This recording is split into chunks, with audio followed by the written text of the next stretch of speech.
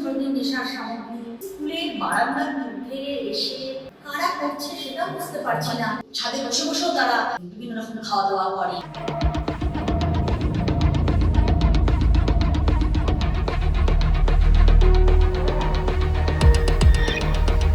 মাঝে মাঝে বুঝতেই পারছি না এখানে আমাদের এই স্কুল বাচ্চাদের সেই স্কুলের বারান্দার মধ্যে এসে কারা করছে সেটাও বুঝতে পারছি না।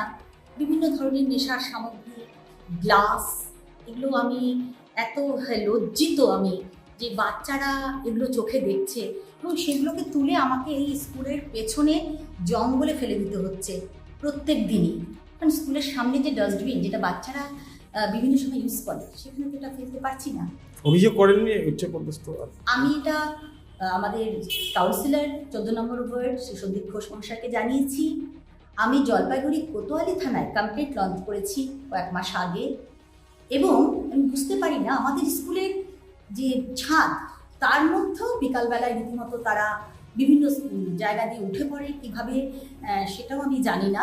ছাদের মধ্যে বিভিন্ন ছাদে বসে বসেও তারা বিভিন্ন রকম খাওয়া দাওয়া করে, হ্যাঁ।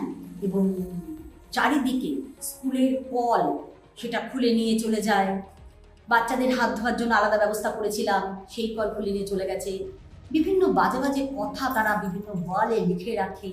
কি মনে হয় এবার কি করবেন তাহলে? আমি জানিয়েছি প্রশাসনকে, আমি থানাকে জানিয়েছি, আমি কাউন্সিলর স্যারকে জানালাম, নিশ্চয়ই উনি ব্যবস্থা নেবেন। এটা তো খুব নোংরামি হচ্ছে এখানে। এই আমার যেটা ধারণা, বাইরের লোক এসে এলাকায় ঢুকে একটা স্কুল প্রাঙ্গণের মধ্যে এসে নেশা করবে সেটা হতে পারে না। যা করছে লোকাল লোকজন করছে। ম্যাডাম যথেষ্ট সক্রিয়ভাবে স্কুল চালাচ্ছেন। ম্যাডাম আসার পর এই আর প্রাইমারি স্কুলের, দেশবন্ধুনগর প্রাইমারি স্কুলের প্রচুর উন্নয়ন হয়েছে, বাচ্চারাও খুব অ্যাক্টিভিটির মধ্যে আছে।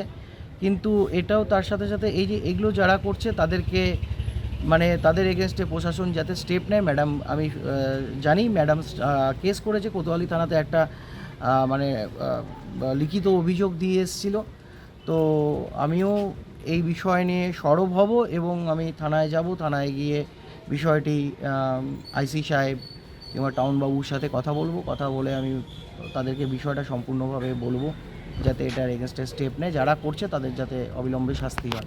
দিনের পর দিন তো এটা হয়ে যাচ্ছে, দিনের পর দিন হচ্ছে। এটা ম্যাডাম নিজেই পরিষ্কার করে। বললাম না, উনি আসার পর স্কুল অনেক ডেভেলপ হয়েছে, এই স্কুলের অনেক ডেভেলপ হয়েছে এই ম্যাডাম আসার পর। যারা করছে আমিও অ্যাজ এ কাউন্সিলর হিসাবে যতটা আমার করণীয় আমিও দেখব।